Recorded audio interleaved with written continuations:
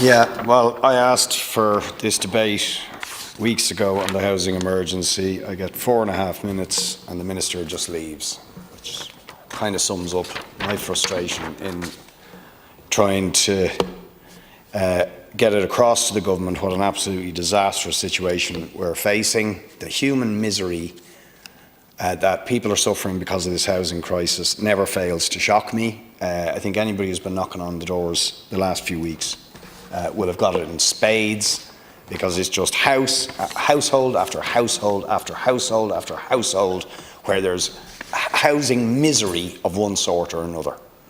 2 or 3 generations of people crammed into their parents' or their grandparents' house, mothers in box rooms with 2 and 3 children, mental health collapsing as a result, can't get medical priority, not because they don't deserve it, because they haven't got enough doctor's evidence to say their mental health is collapsing, but because the council doesn't want to give them priority because they don't have houses to give them, or families who are now heading towards the 3rd possible Christmas in homeless hubs with their children, and the misery just goes on and on and on.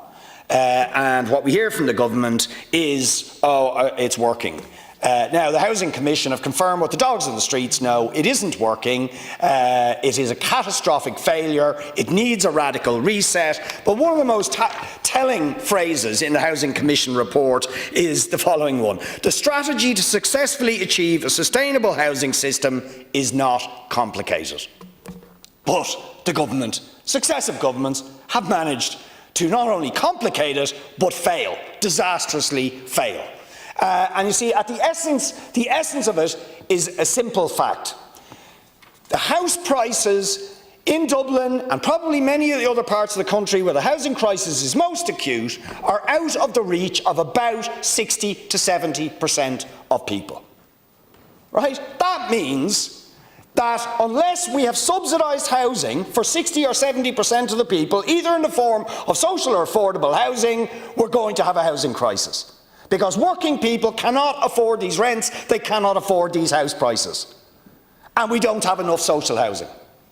So we either grasp that fact, as countries like Austria do, where 50 to 60% of all housing is social or affordable housing. So the state guarantees it. At the moment we get 10%, so all these developments that are happening around the place, 10% social housing. We will eventually get an additional 10% affordable on newer developments. It's not enough. If 50 or 60% of people can't afford the market, then it needs to be 50 or 60% of everything that is built has to be social and affordable. It's simple. It's simple, as well as planning the housing output based on the actual needs, which we've known for some time the government's targets were well below what was necessary to address the housing crisis. And then, for God's sake, could we have thresholds that recognise reality? I mean, the income the frustration people have, who are working people, who are on a housing list for 12 or 13, 14 years, and then just as about to get a house, the local authority turns around and says, oh, we've just reviewed your income, you're £1,000 over the threshold, all your waiting time is gone, and there's no affordable housing for you, so you're banjaxed. You may even be trapped in emergency accommodation, and you're not even entitled to HAP. It's unbelievable. The HAP thresholds, hundreds and hundreds of euro per month below what the rents that are actually being charged. It's just a guaranteed recipe for homelessness and human misery. Or the tenant in situ scheme. I mean, talk about the computer says no when it comes to people facing eviction, and people go in and say, any chance that we can have our property purchased, there's always a reason to say no. There's always a reason to say no. Oh, you're overhoused, you're underhoused, we can't do it.